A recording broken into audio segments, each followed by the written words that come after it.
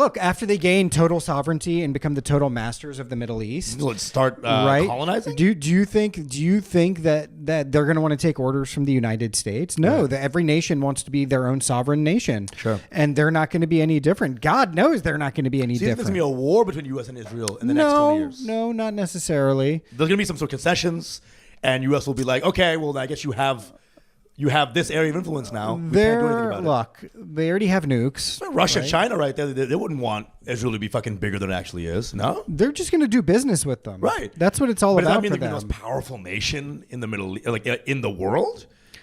You don't think that Russia, China are going to fucking curb it if they see that they're getting too big for their britches? They're getting too big for their peyotes? Look, all I'm going to do is say this, right? Here's all I'm going to say is you look at what that country has been able to achieve within 50 years of becoming a modern nation state.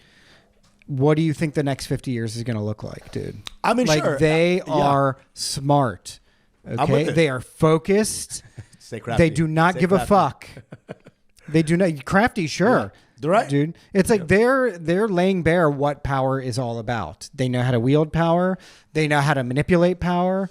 They know how to turn things to their advantage. Right. Okay. But I feel like it's all being done with the knowledge, like the other. And this is not some like Jews control everything kind of shit. It's not it.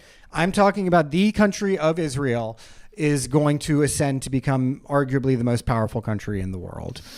That's a wild statement. Again, I'm blown away by that. The whole war in Ukraine was about destabilizing Syria because it drained away Russian resources from that. Because remember, they wanted to take out Assad immediately in 2011, 2012, 2014, all that shit, right?